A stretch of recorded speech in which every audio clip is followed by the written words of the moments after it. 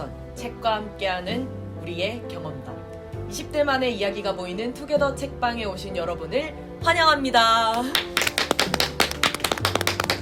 네, 안녕하세요. 이번 투게더 책방에서 사회를 맡게 된 닉네임 치즈스틱입니다. 처음에 닉네임과 함께 자기소개를 들어보고 시작해볼까 하는데요. 네, 원하시는 분부터 닉네임과 함께 자기소개 간단하게 해주시면 감사하겠습니다. 안녕하세요. 저는 신소재공학을 전공하고 있는 조각이라고 합니다. 여기 파과에서 주인공 이름이 조각인데 이 조각을 좀 더 깊게 이해하고자 조각이라고 닉네임을 지었습니다. 파과라는 책을 정말 재밌게 읽었는데 이 책을 좀 더 깊고 많은 분들과 소통하고 싶어서 투게더 책방에 나오게 되었습니다. 신소재공학과 본전공하고 있고 정보사회학과 법수 전공하고 있는 하나라고 합니다. 하나는 그냥 제가 독일어를 읽다가 이름을 추천해줘서 그냥 쓴 거고요. 화가 굉장히 최근에 들어서 재밌게 읽은 장편 소설인데 이렇게 함께 독서 토론해볼 기회가 있어서 정말 좋다고 생각합니다. 안녕하세요. 저는 연필이라고 하고요. 특별한 이유가 없는 이름을 고르고 싶어서 주변에 있는 사물 중에서 정하게 되었습니다. 우병모 작가는 제가 중고등학생 시절에 좋아했던 작가님인데 이렇게 투게더 책방에 함께 할 수 있게 되어서 너무 영광입니다. 안녕하세요. 저는 기독교학과를 전공하고 있는 소래눈입니다. 제가 소래눈이라고 별명을 짓게 된 이유는요. 제가 시험 기간 때 소래눈을 많이 마시면서 소래눈을 좋아하게 돼서 이렇게 닉네임을 짓게 됐고요. 파과를 시험 기간 후에 재밌게 읽었던 기억이 있어서 여기 참여하게 되었습니다. 네, 그러면은 이제 본격적으로 파과에 대해서 이야기를 나눠보기 전에 이 책에 대해서 어떻게 읽었는지 제가 이야기를 한번 들어보고 싶은데요. 제가 읽었을 때 굉장히 여운이 깊은 책이었어서 여러분들께서 어떻게 읽으셨는지 한 번씩 이야기를 해주시면 감사드리겠습니다. 아, 이거다라고 느꼈거든요. 네. 왜냐면 정말 오랜만에 스릴러 소설을 읽었는데 너무 몰입감 있게 글을 쓰셨고 너무 재밌다 보니까 그냥 정말 재밌고 많은 생각을 할 수 있는 책이다 이렇게 생각했습니다. 그리고 여성이랑 노인, 킬러 이 세 가지 조합이 좀 참신하기도 해서 더욱 끌렸던 것 같습니다. 저는 킬러가 주인공인 소설을 여러 번 읽었지만 65세 여성, 중년 여성 킬러가 주인공으로 등장하는 소설은 처음 읽어본 것 같아요. 그래서 되게 흔히 상상하게 되는 이미지가 아니다 보니까 좀 신선하고 재미있게 다가왔던 것 같고 오히려 그렇기 때문에 생각해볼 지점들도 많았다고 생각을 했던 것 같습니다. 또 문장이 정말 길었다고 느꼈는데 초반 부분에 처음 등장하는 장면에서 이 주인공을 엄청 한 페이지 정도 분량으로 길게 묘사를 하는 장면이 있어요. 그래서 문장이 대체 언제 끝나지 하면서 읽었던 기억이 납니다. 처음에 지하철 장면으로 시작하는데 지하철에서 그 아저씨가 묘사되는 모습을 보면서 정말 재수가 없다고 생각을 했는데 그때 딱 이제 조각이 나타나서 처리를 하는 모습을 보고 뭔가 자극적인 장면에 한 번에 끌렸던 것 같아요. 그래서 그때부터 이제 슬슬 읽기 시작하면서 조각이 그 종사하고 있는 그 산업에서의 그 등장인물들과의 관계랑 그 조각의 과거의 조각의 역사를 함께 보면서 조각이 왜 이러한 행동을 하게 됐는지 뭔가 이해하는 과정이 좀 재밌었던 것 같습니다. 파과 마지막 장면에서 조각이 네일 아트된 손톱을 보고 되게 마음에 들어했던 장면이 되게 기억에 남는데요. 기억에 남았던 이유는 조각이 책 내용이 전개되는 내내 불안하고 아슬아슬 했던 장면만 묘사되다가 편안해지는 모습을 보니까 저도 그 부분이 많이 인상적이고 기억에 남는 것 같습니다. 이렇게 파과에 대해서 이야기를 한번 들어봤는데요. 사실 이 조각이라는 인물이 좀 특이하게 느껴지는 부분이 나이 65세라는 나이가 있어서 조금 더 특별하게 느껴지는 것 같은데 그와 접목을 해서 첫 번째 질문을 한번 드려보도록 하겠습니다. 네, 본격적인 첫 번째 질문은요. 파과에는 노화와 소멸에 대한 이야기들이 반복적으로 언급이 됩니다. 작품에 등장한 노아와 소멸을 어떻게 받아들이셨는지에 대한 질문을 한번 드려보고 싶은데요. 밑에 질문을 한번 읽어보시고 그에 대해서 답변을 한번 해주시면 감사하겠습니다. 나이와 노아와 소멸이라는 것을 저는 말 그대로 나이를 먹는 것이라고 해석을 했는데요. 나이를 먹는다는 것 자체가 어른이 된다는 거라고 생각했어요. 어른이 된다는 것은 나이를 들수록 짊어지어야 할 짐이 많아지는 것이라고도 생각했고, 그리고 조각이 늙고 노화가 되면서 상실 속에서 눈부심을 발견했듯이 저희가 어른이 되는 과정에서도 어린 시절에 발견하지 못했던 깊은 슬픔과 기쁨을 느낄 수 있는 것이 저는 나이가 들고 어른이 되는 것이라고 생각했습니다. 사회에서 내가 제대로 설 수 있는 자리가 있을까라는 생각이 들면서 조각에게 좀 많이 공감을 했었던 것 같고, 그래서 이제 조각이 나이가 들수록 많은 소멸의 경험을 이제 겪어가면서 그 소멸에 좀 강한 마음을 가지고 좀 좋게 해석을 하려는 그 감정의 변화가 저에게 좀 의미 있게 다가왔던 것 같습니다. 저는 약간 두 가지로 봤는데, 첫 번째는 어쩔 수 없는 것, 그리고 두 번째는 자신을 알아가는 과정이라고 생각합니다.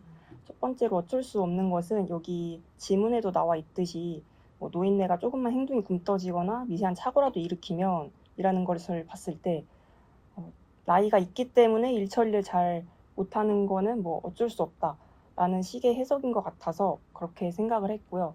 그리고 자신을 알아가는 과정인 것은 먼저 뭐 폐지 줍는 노인을 봤을 때 뭐 도와주는 거거나 아니면 강 선생을 봤을 때 자기가 깨달은 그런 감정을 생각하면은 자신의 감정을 깨달으면서 진짜 자신의 인생까지 볼 수 있는 게 아닐까 해서 자신을 알아가는 과정이 아닐까 생각했습니다. 저는 늙어감이나 늙은 사람을 대하는 우리 사회의 태도가 우호적이지 않다는 것을 느꼈던 것 같아요. 조각이 은퇴 압박을 받았던 것처럼 나이 든 사람은 쓸모없는 사람으로 여겨지게 되는데, 쓸모없다는 말은 원래 도구와 연결되는 말인데 언제부턴가 우리 사회에서는 이 쓸모없음이라는 말 혹은 쓸모있다는 말이 사람과도 연결이 되고 있는 것 같아요. 단순히 쓸모있음과 쓸모없음으로만 사람을 판단하기에는 인간이라는 것은 되게 다면적인 존재인 것 같아요. 그래서 조각도 사실은 킬러로서의 어떤 충분한 자질도 갖고 있지만, 한편으로는 킬러의 삶으로는 이해가 될 수 없는 지점들, 예컨대 늙은 강아지를 입양을 한다든지, 이제 킬러로서는 이제 가져서는 안 되는 감정들을 가진다든지 하는 이해되지 않는 행동들을 보이잖아요. 이런 부분들을 우리가 어떤 쓸모와 쓸모 있음의 영역으로만 설명하려고 하면은 삶이 되게 얄팍해진다는 생각이 들었던 것 같아요. 뭔가 파과라는 책을 읽으면서 되게 신기한 키워드들에 대해서 이야기를 많이 해볼 수 있는 것 같은데요. 첫 번째 질문이 그런 질문이 아니었나라는 생각이 듭니다. 네, 그러면 두 번째 질문으로 넘어가 보도록 하겠습니다. 주인공들은 누군가를 죽이는 살인청부업자지만 그들은 과거의 피해자이기도 합니다.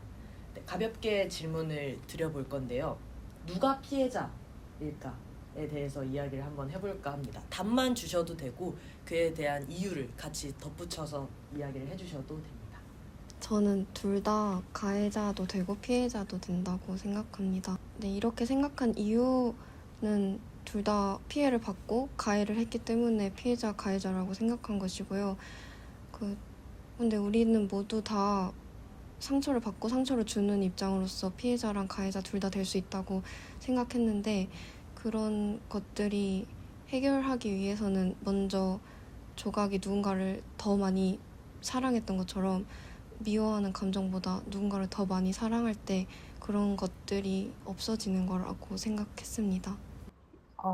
이들의 관계를 뭔가 가해자나 피해자라는 단어로 정의하는 게 맞나라는 생각이 우선 들었고요. 근데 만약에 누군가를 가해자거나 누군가를 피해자로 만약에 이 당시 상황에 만약에 정해둔다면은 그 사람이 영원히 가해자고 영원히 피해자로 남는 건가 싶기도 하고, 그렇다고 해서 그 사람의 피해나 가해 사실을 무시한다거나 그런 의미는 아닌데, 뭔가 좀 되게 깊게 생각해 볼 수 있는 주제인 것 같기는 해요. 저도 비슷하게 누가 피해자고 누가 가해자인지를 말할 수 없다고 생각을 했었는데요. 그럼에도 누군가가 과거의 피해자라고 해서 그 사람이 가해한 사실이 사라지지는 않는 것 같다는 생각을 했습니다. 조각이 비록 과거에 아픈 사연이 있고 뭐 조각에게 상처를 받은 투우도 나중에 킬러가 됐지만 그렇다고 해서 그들이 저지른 살인이 용납이 되는 것 같진 않았습니다. 저는 피해자다, 가해자다라고 정의를 하기는 조금 모호하다고 생각합니다. 이유는 네. 좀 더 생각을 해봐야 될 것 같습니다. 네, 알겠습니다. 사실 여기 밑에 가해자는 누구일까요? 라고 질문이 나와 있는데요. 이렇게 답변을 들어보니까 사실 피해자와 가해자를 나눌 수 없을 인물들이기 때문에 네, 따로 질문을 또 드리기보다는 이 답변으로 대체를 하는 게 맞다라는 생각이 듭니다. 그러면 3번 질문으로 바로 넘어가 보도록 할게요. 네, 3번 질문은요. 투우는 자신의 아버지를 죽인 조각을 싫어하면서도 투우가 죽을 때 조각이 자신을 기억하기를 바랍니다. 투우는 도대체 어떤 마음으로 조각을 바라보고 있었을까요? 저는 너무 사랑으로 읽혔는데요. 사실 사랑하지 않으면은 투우가 했던 행동들 중에서 설명이 안 되는 부분들이 너무 많다고 생각을 했던 것 같아요. 예를 들면은 처음 등장할 때부터 투우는 조각이 하고 있는 갖고 있는 버릇, 뭐 칼을 넣을 때 이렇게 돌려서 넣는다거나 아니면은 어디에서 무엇을 어떻게 하고 있는지를 귀신같이 알아내서 그 자리마다 가 있는 것을 좀 확인을 할 수 있었던 것 같은데요. 이러한 관심은 사실은 사랑이 아닐까. 저 그렇게 생각하면서 읽었던 것 같은데 네. 투우가 그 조각이 나이 차를 생각했을 때는 좀 이상하게 느껴질 수 있고 사랑이 아닌 것처럼도 읽힐 수 있는 가능성이 많다고 생각을 하지만 네. 사랑으로 읽었을 때 더 재밌지 않나. 좀 이유가 이상하지만 아무튼 사랑이라고 생각을 했습니다. 좀 복합적인데 분노, 승부욕, 약간의 애정이 섞여 있는 거라고 생각했습니다. 일단 당연히 자신의 아버지를 죽였기 때문에 분노가 있을 것이고 그리고 둘 다 방역업체라는 그 공간에서 일을 하기 때문에 승부욕이라는 것도 생길 것이고 그리고 아까 말씀하신 대로 정말 계속 조각이 있는 자리에 나타나고 그리고 뭐 정말 기억해? 라는 이 말을 했을 때 확인받고 싶어 하는 감정이 좀 너무 드러나는 거라서 약간의 애정도 포함되어 있지 않나 생각했습니다. 자신이 일평생 살면서 분노했던 상대가 일말의 죄책감을 갖게 하는 것으로도 충분하다는 생각으로 조각이 자기를 기억했으면 좋겠다는 생각으로만 생각이 들었습니다. 저는 그 연필님 생각이랑 똑같이 네. 약간 사랑이 아닌가라는 생각을 했는데 네. 왜냐하면 어렸을 때의 그 기억을 그렇게나 구체적으로 기억하고 있을 정도면 꽤 강렬한 기억으로 남았을 거라는 생각이 들었고 또 말씀하신 것처럼 다른 버릇들을 생각하고 있는 것도 사실은 부정하고 싶겠지만 사랑이 아닐까라는 생각을 했는데 물론 막 진짜 이성적으로 사랑이 아니더라도 세상엔 다양한 형태의 사랑이 있으니까 그런 사랑으로 투우가 알게 모르게 가지고 있지 않았을까라는 생각이 듭니다. 저도 읽으면서 뭔가 투가 조각에게 가지고 있는 마음이 애증이 아닐까라는 생각을 해보기도 했어요. 뭔가 상대방에게 관심이 없으면 이렇게까지 마음이 들지 않는다고 하잖아요. 그래서 저도 애증이 있지 않았을까라는 생각을 했습니다. 네, 그러면 네 번째 질문으로 넘어가 보도록 하겠습니다. 네, 네 번째 질문은요. 주인공 조각은 류나 강 선생, 아버지를 잃습니다. 작품에서 상실은 슬픔의 이미지만 지녔을까요? 에 대한 질문인데요. 한번 생각을 해보시고 답변해 주시면 감사하겠습니다. 슬픔의 이미지만 지니지는 않았다고 생각합니다. 어떤 것이나 누군가를 잃었을 때 내가 그것을 얼마나 소중히 여기고 아꼈는지 정확하게 알게 되는 것처럼 그런 점에서 슬픔의 이미지만은 아닌 것 같습니다. 저는 슬픔의 이미지도 지녔지만 성장의 이미지도 함께하고 있다고 보고 있습니다. 왜냐하면 누군가를 이제 잃음으로써 그 상실감을 통해서 그 사람을 생각해서라도 더 살아갈 동기가 생기지 않았나 하기 때문에 오히려 성장하는 과정이 아닐까 생각했습니다. 슬픔을 긍정하고 그 슬픔을 긍정함으로써 오히려 더 많은 것을 얻을 수 있게 하는 게 상실이지 않나라는 네. 이 소설에서 나오는 내용은 아니지만 네. 최근에 본 시 중에 그런 박준 산문에서 그런 말이 나와요. 시작이라는 시인데 시작이 어떤 일종의 문이라면은 그거는 안으로만 열리는 형태의 문일 거라고 하더라고요. 근데 그 이유는 무언가를 시작하기 위해서는 얼마간 자기 안에 있는 것을 내어줘야만 하기 때문에 그것이 안으로만 열리는 형태일 것이라는 그런 말을 하는데 전 이게 좀 많이 기억에 남더라고요. 이 말처럼 무언가를 시작하거나 말씀해주신 것처럼 성장하고 기억하기 위해서는 자기가 가지고 있는 것을 내어줬을 때 그게 또 가능해지지 않나라는 생각을 했던 것 같아요. 그래서 상실은 단순히 슬픔의 이미지만을 갖고 있는 것 같지는 않습니다. 네, 감사합니다.